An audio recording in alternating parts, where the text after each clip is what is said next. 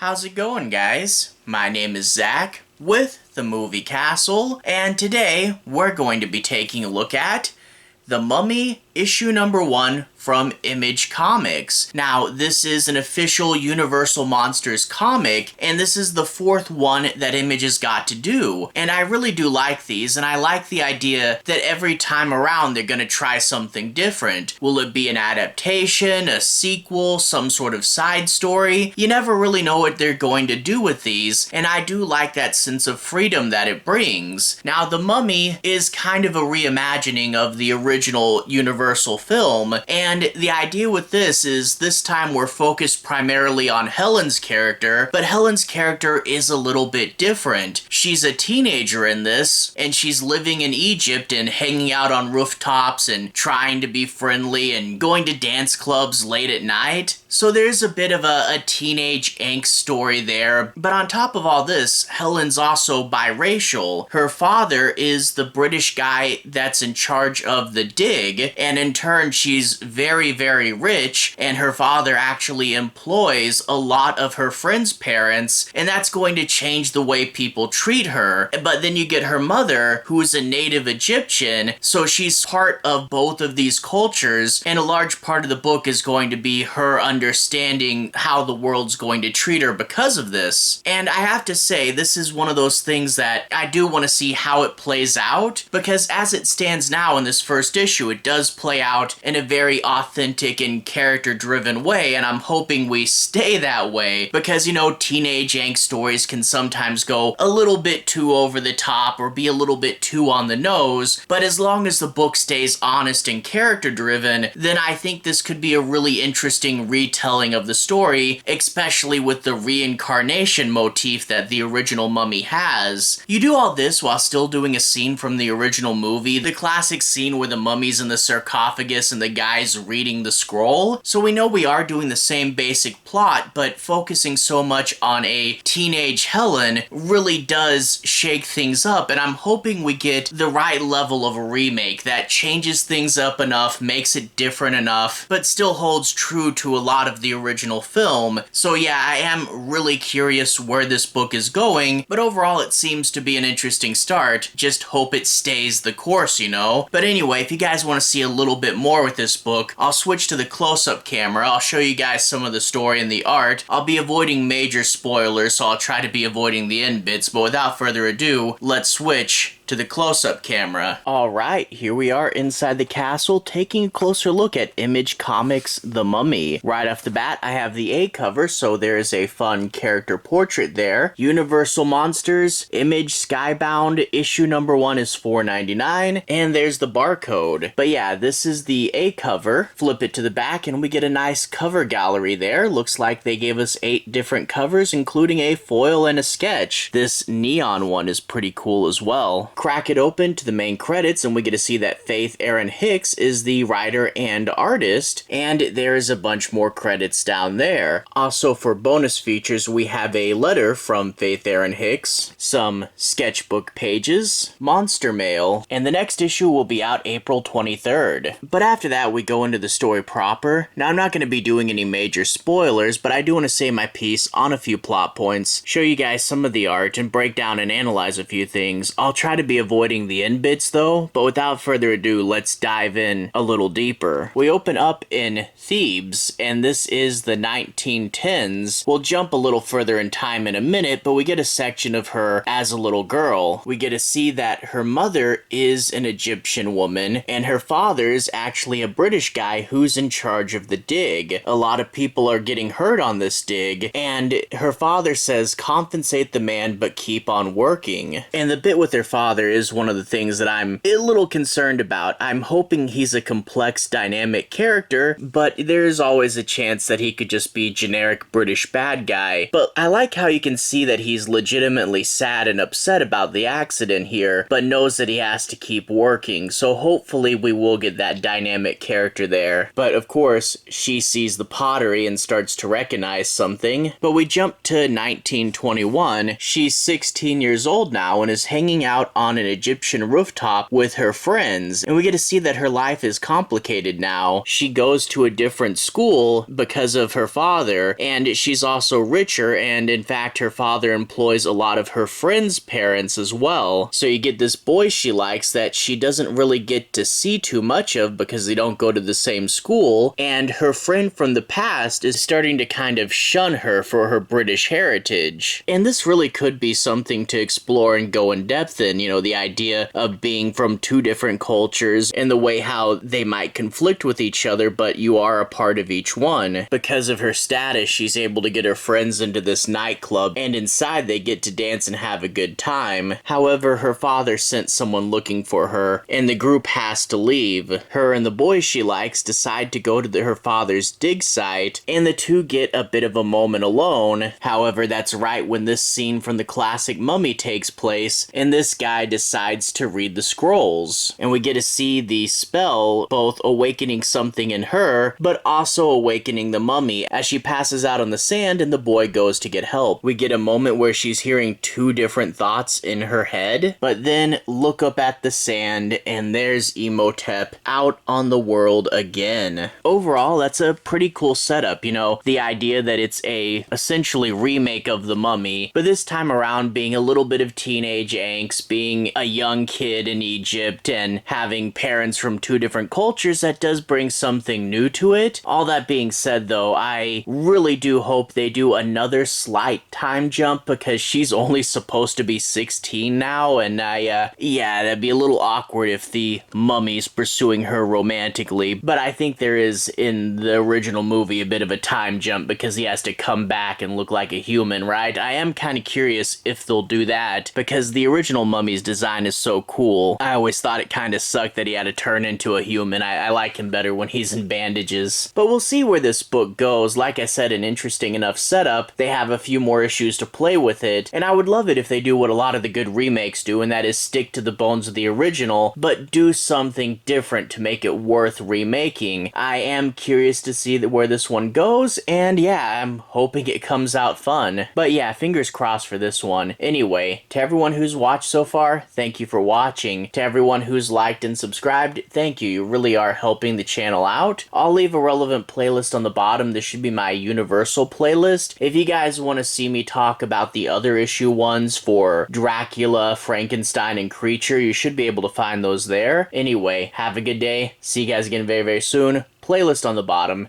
Have a good day now.